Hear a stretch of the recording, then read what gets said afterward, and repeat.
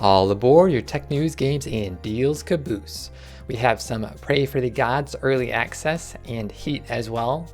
These are both survival style games, and we also have some Intel Xeon W-3175X, so we'll talk about some reviews for that. So let's jump into games first. This is a wintry style RPG. This is an open world. There's some climbing and some adventure to do.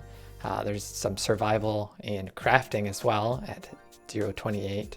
You'll get to see a poor little deer possibly die, elk. And then we have some undead. There's also some undead creatures, it looks like. So there's some mystery to the world and some villains you probably are going to need to slay. And then there's a lot of climbing. You can climb on bosses. You can climb on pretty much anything you get your hands on, it says. And there's some pretty large bosses that you're going to be taking around in the open world. And you can take it on in any order because it's open world and there's no real set path, it looks like. And that looks pretty interesting. And again, there's a lot of mystery to the winter. You can swim and dive under and find some treasures and stuff like that. So it gets pretty cold if you ask me. And this is coming out tomorrow, early access, the 31st. It's a team of 3 that's doing this. And there's going to be in early access for 6 to 12 months, hopefully. And they're going to add additional content, polish, and optimization prior to the 1.0 release. So this looks pretty RPG-y and action-y for an indie style game. And that leads us into our second game, which is Heat. Here is a alpha. This was a couple weeks ago. And this is launching into early access today. And there is some combat and stuff to go over, and there's some slaying, and there's a little bit of all that, and there's a little bit of blood, and we won't show too much of that, but there's some combat. This is again a survival style game. There's some multiplayer and stuff, and there's some destruction that you can see here. And you can actually, gets quite interesting because you can choose your role. You can be the president, the sheriff, tribe as a chief, or a governor, so you can pick different roles.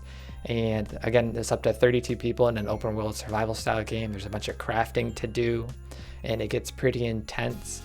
There's different things you can check out. Like here, you can actually start a family with an NPC. There isn't too much nakedness, but you can actually start a family with an NPC or another player, and you actually have to raise children, and you have to feed them and stuff and not die. There's probably more blood. And then there's some crafting to do. And then once the kids grow up, you can use them as NPCs technically, and they'll help protect your buildings and stuff and you. And then there's a lot of crafting to do in the world and some farming and stuff. So there's a lot to do. And then the world gets pretty big. It's at 72 kilometers squared. And there's a lot of different regions. Looks like almost swamp-like. There's some colder areas to check out. There's forests. There's some tribal style deserty areas. There's some rocks and waterfalls. So there's a bunch of different biomes and stuff to check out, and it looks like a lot to do. So hopefully the early access does well. And there's some, it looks like, tropical-ness, but a lot of interesting things that Heat is trying to accomplish. So we'll see how well that does. And next up we have Rage 2. There's some hands-on from IGN. They talk a little bit about the game, and there's some blood and stuff in the beginning of this first shot. We'll blur this for a quick second, but they go into the arena, the Mutant Bash arena, and they talk a little bit about the dynamic combat, and they say it feels pretty good to them with the kinetic pushing. You can push stuff into the thing that moves around and kills everybody, the bear, and so that gets pretty hectic. And then they talk a little bit about the different derby aspects, which they weren't too fond of. So we can unblur that. And so this is like the racing style element that they added in to Rage 2. And they had a little bit of FPS issues, and the handling he's mentioning right now doesn't seem too great. Hopefully they improve that. And then they also talk a little bit about the side activities, because this is another open world style game. You could adventure and go off and do whatever you want. And they had 2 different side missions they talked about. One was fighting off sentry buildings, and the other was like a fuel depot. And they didn't seem too unique to them. So your mileage will definitely vary by reviewer and for your own experiences. So Rage 2 looks like there's some explosions there. That doesn't look like blood or anything, don't worry. And next up, we have a petition for Shaggy into Mortal Kombat 11. So this is getting a lot of signatures. We're up to 216,000. Let's just refresh that. I think it's still 216,000, 223,000. So Mortal Kombat fans, if you're into blood and gore, they want Shaggy, the Scooby-Doo fan, Scooby-Doo character, to get into the action. It looks like he's all hyped up for some fighting games. So this probably won't actually make it, but you might as well sign it, and maybe in the future they'll do a similar character. Who knows? So that's your petition for the day. And next up, this just came out, so some Civilization 6 Gathering Storm. Some new features are explained in a 6-minute in-depth video. They show quite a bit of information here. I didn't get to go through all of it. It just came out, so there's some, looks like storms and stuff. Or it's not a whirlpool, that's definitely a storm. There's some storms, and it goes a bunch of the details for actually checking out and playing the game, gameplay preview. So it looks like a pretty good expansion. There's some volcanoes and natural disasters you can take advantage of, they also mentioned. So you can get hyped for this and watch a 6-minute new features explained. And that leads us into Tom Clancy's The Division 2. Here's some Division 2, the beta, the private beta details. This is on February 7th, so just about a week away. Last 7th to the 10th. And they go over all the different stuff that you can do. Here's the actual card. You can check out 2 main story missions. There is 5 additional side open world missions that you can check out. You can check out one of the dark zones, the east zone, 1 out of 3. And then there's also the PvP mode. It's 4 versus 4 skirmish, it looks like. And there's one endgame invaded mission that on the 2nd day, on the 8th, you'll get a level 30 character, and you'll actually be able to jump into that, and you can pick one of the 3 specializations. So there's that. So get hyped for The Division coming out in a beta in just about a week. So pretty cool there. And that leads us into some tech news. We have the Intel Xeon W-3175X. This is a 28-core, $3,000 expensive CPU. So this is 4 less cores than one of the Threadrippers, but it's clocked pretty high, so we get some good speeds. So this is Anantek's review. There's a bunch of different tabs you can check out and go through, but this is a 3.1 gigahertz base, 4.5 gigahertz boost, and a 255 watt TDP. So you're going to use a lot of electricity with this one, and then overclocking is going to go well beyond that. So 56 threads as well. And here's some of the G.Skill gold memory RAM, which looks pretty good, kind of, in this. So there's that. And here's a little side breakdown of the different CPUs. Here's some of the Threadrippers. The 2990WX has 32 and 64 threads. So they're competing 3000 versus 1800.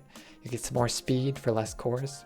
And then performance wise, which is probably what most people are interested in, we just picked a couple of the gaming ones. So Final Fantasy 15 on low, it looks like it's down under the 9900K. So 5th place here with 114 FPS, but on medium, it tops the chart. And then high, again, it goes back down. Kind of interesting there, 12.7 frames per second at 8K. So you'll probably need a couple of these if you want to game at 8K, just kidding. And then here is Gamers Nexus. He did a whole 28-minute review. It pretty much goes over everything as well in video format, Premiere and Blender, overclocking and power. And here is one of his game results, the F1 2018. And it looks like the 3175X comes out on top with looks like some overclocking and 308 FPS. So that's quite a lot of FPS. And then here is another one from Gamers Nexus, and he does the render test for his own logo, which is pretty cool. And then the score for this one is lower is better, so 8.5 minutes, render time in minutes. So it saves you quite a bit of time compared to the AMD Threadripper 2990WX in Blender, that is, and quite a bit more time over the 9900K. So it's quite a good speed time savings for if you want to spend $3,000. So there is that. Reviews out, so go check them out. And then we have Samsung with their 1 terabyte flash storage for phones. So this is 20 times more storage than a 64 gigabyte internal memory card. That's quite a bit more storage. And then 10 times the speed of typical micro SD cards. Some micro SD cards will get up to like 100 megabytes or so. So this is the speed, I believe, is 1,000 megabytes per second. So pretty fast for internal storage. And this also is the same package size, so the same size inside your phone, which helps manufacturers give you more storage at the same space, basically. So again, 1 terabyte. And how much is 1 terabyte? That is 260 10-minute videos in 4K, 3840 by 2160. So if you have a lot of 4K footage, then it should fit all on your phone. So there's that. And then here's a little graph of the earlier versions, the 512 gig back in 2017. So it's double the size and a little bit faster, 1,000 megabytes versus 860. And the reads didn't get too much of an improvement, but the random read and writes are pretty boosted there. So 1 terabyte in phones are pretty good. And speaking about some more phones, the Meizu Zero, this is the world's first holeless smartphone. So there aren't any buttons, there's no charging plug, it charges through wireless, there's no speakers. The speakers are the actual glass screen that vibrates it to give you sound. And then this is the one with the front-facing camera. There's another version, I believe Vivo Apex has a buttonless smartphone as well that they're doing, and that one doesn't have a front-facing camera. And this is on Indiegogo right now. There's only 100 available. These are engineering units. 12 have already sold for $1,300. So to remove your buttons, they're going to charge you quite a bit. And I think this is an 845 Snapdragon processor, so not top of the line, but still charging pretty good. And then there's a $3,000 version that's already sold. This you'll get in January versus April. You have to wait a couple months for this Indiegogo phone. And so buttonless smartphones are coming at pretty expensive. And we talked a little bit about the Meizu Zero and all the features. If you want to check out another video on January 23rd, you can check out the little card I'll add soon. And that leads us into the last little bit of news we kind of covered last night with Facebook's research that researched basically everything you were doing on your phone for $20. You could actually jump into the program. And Apple has now banned this. So we were kind of expecting that. Even TechCrunch was basically saying it was in violation of a bunch of the Apple rules. So that just happened, looks like today or last night. So that got canceled. And we have a couple of quotes from Apple and Facebook themselves. Apple, we designed our enterprise developer program solely for internal distribution of apps within an organization. Facebook has been using their membership to distribute a data collecting app to consumers, which is in clear breach of the agreement with Apple. So, and then Facebook says, key facts about this marketing research program are being ignored despite early reports. There was nothing secret about this because the app is named Research, Facebook Research app, and it's not spying as what everyone was basically saying. I mean, you're being paid to be spied on. It's not so much of a spy, but again, TechCrunch reiterates that all the information wasn't really being said of what was being researched. That could have maybe been more clear, but Apple still banned this research app anyway. So just an update on that story. With that, we have Lulu saying, Mortal Kombat. Apparently you want Shaggy, the Scooby-Doo family character, kids friendly, into a bloody game. That's messed up, yo. An awesome show again. Thumbs up to you too. With that, we will have an episode tomorrow at 1 p.m. Pacific, along with some bonus episodes every now and then later in the night. And we will be signing off. Pew, pew, pew, pew, pew, pew.